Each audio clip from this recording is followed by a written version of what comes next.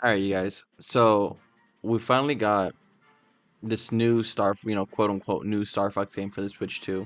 And originally, when they announced this game, I, like a lot of people, were pretty skeptical, right?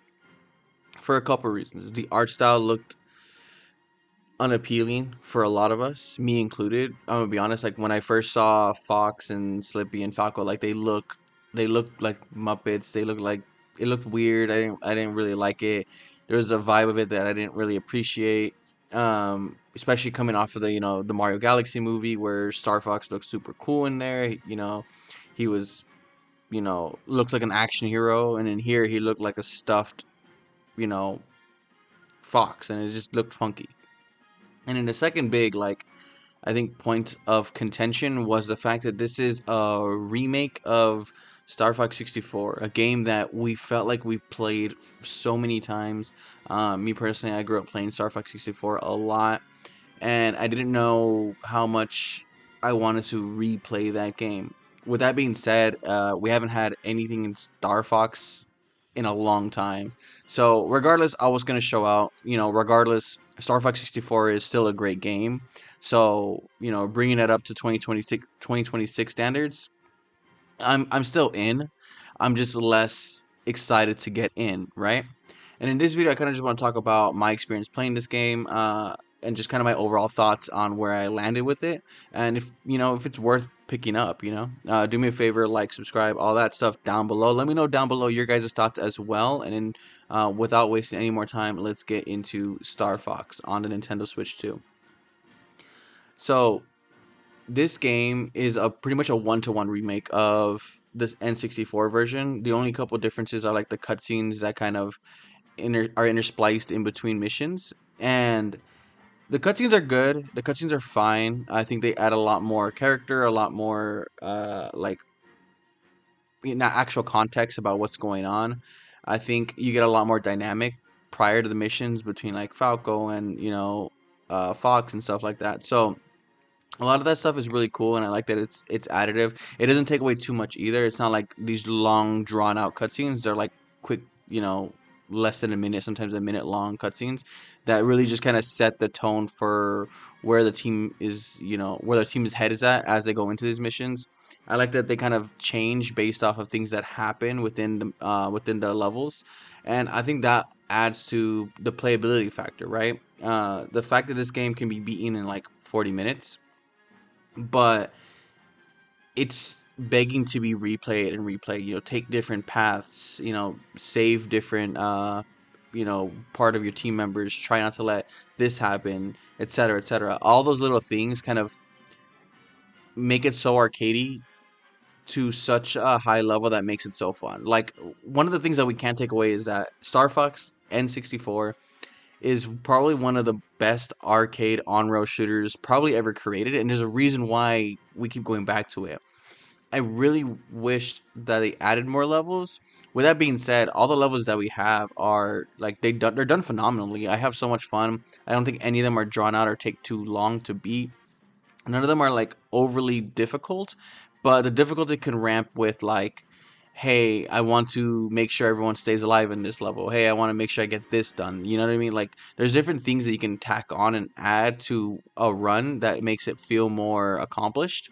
My first I think time playing, the campaign, I was losing people left and right, to be honest, because I was still remembering the rhythms of where to save them, the key moments, et cetera, et cetera. Stuff like that. Getting used to, I think, some of the visuals too was a little different for me. So the first campaign was just kind of like, hey, let's get from point A to point B, and let's see how it happens. Remembering how to beat some of the bosses was a little interesting. So, like, especially like the final boss, remembering what it is that I'm trying to do. Once I figured it all out and got the hang of it, again, the game is so fun, so addicting. It's definitely worth the money, in my opinion. I think it's one of those games that no matter who you are, you'll have fun playing it, even if it's just for one run. This is a game that I can show, you know, anyone who's visiting to try this game out. And one, it looks great, despite the fact that I still think all of the characters look a little funny. when the game is in motion and the game is being played, it looks amazing. It looks great. The details are phenomenal. I love that they didn't really jeopardize the art style of the levels in order to like make sense in like a more realistic tone, right? Like the game still looks artistically great. I still love a lot of like the enemy designs. I love a lot of the moments that happen in this game. I love the interchangeability that this stuff offers. I love that it's like it feels frantic, but not like overly frantic where I'm being overstimulated. Most of the time, it's very paced very very well. I mean, obviously, like the game has been fine tuned on the N64, so just bringing that over for modern graphics shouldn't be a hard thing to do, right? Again, I'm not a game designer, not to take anything away from it. Obviously, like they work their butts off to make this game as great as they can, and I think it shows. I think there's a amount of love in this that I hope Nintendo kind of doubles down on. You know, we have like things like the Ocarina of Time remake coming out, and I hope they kind of keep that going because so far Nintendo has been really good at protecting their IP.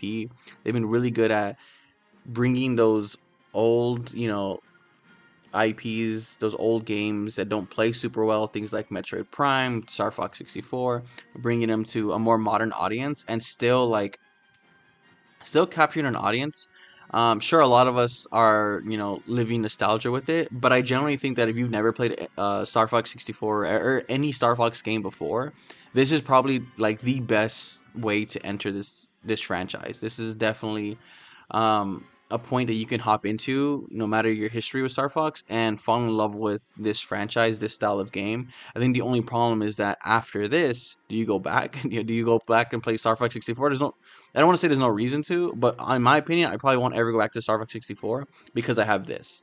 Because this game plays better, it looks better, it's more accessible to me. So it's one of those type of things like I don't know why I would go back to Star Fox 64, unfortunately. And this is just kind of like the way I'll be playing this game, the way I'll be interacting now. And outside of this, I hope that Nintendo really, really doubles down on Star Fox. Even if you make another, like, I hate the argument that, oh, we keep remaking Star Fox 64 because it's the best game. Okay, that's fine. I understand that. But why can't we do that same gameplay, that same on-road style, just different levels? Like, that's where I'm confused at. Is like, people act like because this game was like the pinnacle of the franchise, they can't move beyond it. And it's one of those things that you don't need to move like beyond that. You don't need to like, you know, make the next thing. Like people are like, oh, let's make an open world Star Fox or let's do an action adventure. Like no, just do the on-road shooter. Just add new levels or make different levels. Add more story to it, etc. Like that's all that's needed. And I think Star Fox, this Star Fox game kind of proves that Star Fox is best on rails. It just is. Um, Even the moments where it's like open air flying, to a degree, you're like in an arena, right? Even those moments, I don't think are as great as like the on-road shooting part, And I like that, there's a lot to kind of chip away at. I like that the more you play it, the better you get. The more you understand the levels, the more you understand how you can do it better. You can do it faster. You can save more lives. Um, I think to a degree, I think some people would say this game is too easy. And with that being said, if your goal is just to get from point A to point B, yeah, it's probably too easy. With that being said, though, if your goal is just to complete the main campaign, anyone can do that. I did that when I was in second grade, right? The fun part is, learning and building and getting repetition and getting better and getting faster and learning, different strategies around maneuvering different levels. That's the real fun part, and that's where the playability comes. And if you're someone that loves to like replay levels and really like, learn and own those levels, then this game is amazing. If you're someone that's looking for like a challenging on-road shooter game, which is arguably a dead genre at this point. Like if you're not in love with those type of things, you probably won't have fun with this game. But I definitely recommend everyone give it a shot. There is a demo on the Switch too that you guys can check out. And overall, like I'm gonna be honest, like I went into this with pretty low expectations, and even though it is just revisiting something that I love, it was a fun it's a fun revisit, and I'm glad that I did it. Anyways, I'm gonna end the video there. Let me know down below again your guys' full thoughts, and I'll see you guys on the next one.